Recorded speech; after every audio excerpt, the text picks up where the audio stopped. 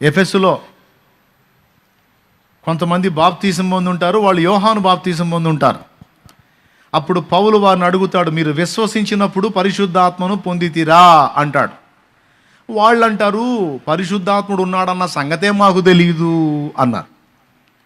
మరి దేన్ని బట్టి బాప్తీసం పొందారు? మీరు యేసు ప్రభుని గూర్చి తెలుసుకొని ఆయన చెప్పిన ప్రకారం బాప్తీసం పొందితే ఖచ్చితంగా పరిశుద్ధాత్మ అనే పదం మీరు విని ఉండాలి. ఎందుకంటే యేసయ్య చెప్పాడు, తండ్రి యొక్కయు కుమారుని యొక్కయు పరిశుద్ధాత్మ యొక్కయు నామములోనికి బాప్తీస్మం ఇచ్చుచు అనే పదం వాడాడు. మత్తయి సువార్త 28:19. మీరు అలాగున యేసు ప్రభు చెప్పిన క్రమంలో బాప్తీస్మం పొందితే పరిశుద్ధాత్మ అనే పేరన్నా ఇనుంటారు. కానీ మీరు అసలు ఏమంటున్నారు? పరిశుద్ధాత్ముడు ఉన్నాడన్న సంగతే మాకు తెలియదు అన్నారు. అంటే మీరు బాప్తీసం ఎలా పొందారు అంటే యోహాను బాప్తీస్మమును బట్టియే అన్నారు. ఓహోహో, ఆ బాప్తీసంలో ఉన్నారా? అది కాదు నాయన, ఆ యోహాను ఎవని గూర్చి సాక్ష్యం ఇచ్చాడో ఆయన ప్రభు అయిన యేసుక్రీస్తు, ఎదుగో ఆయన ఇలా చేశాడు, ఇది సంగతి అని చెప్పి అక్కడ వాళ్ళకి మొత్తం క్లారిటీ ఇచ్చి మళ్ళా వాళ్ళందరికీ ఆయన బాప్తీసం ఇచ్చాడు.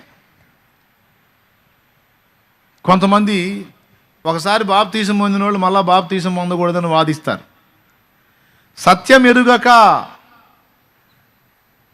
ఎరుగక ఒకవేళ తెలిసి తెలియక స్పష్టత లేకుండా ఒక వ్యక్తి బాప్తీసం పొందితే తర్వాత అదే వ్యక్తి కనువిప్పు కలిగి, అయ్యో నాకు సత్యం తెలియదు, ఆనాడు వేరే ఉద్దేశంతో నేను బాప్తీసం పొందాను, ఈరోజు నాకు స్పష్టంగా సత్యం అర్థమైంది, అయ్యా నాకు బాప్తీసం ఇవ్వండి అని అడిగితే తప్పకుండా ఆ వ్యక్తికి బాప్తీసం ఇవ్వచ్చు. నా దగ్గరికి కొంతమంది అలాగొచ్చి అడిగిన వాళ్ళు కూడా ఉన్నారు.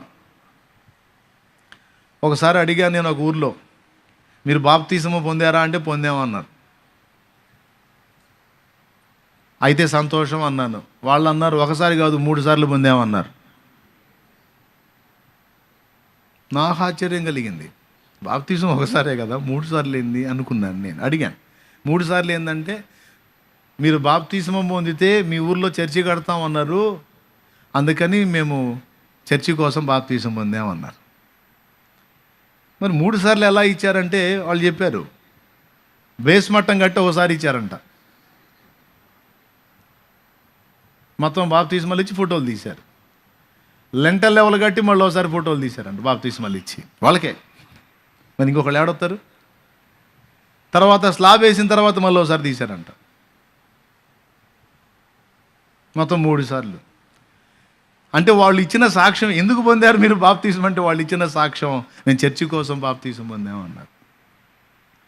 మరి పాపక్షమాపణ కోసం, ఆత్మరక్షణ కోసం, నిత్య జీవం కోసం, నీతిమంతుడైన యేసు రక్తంలో కడగబడట కోసం కాదా?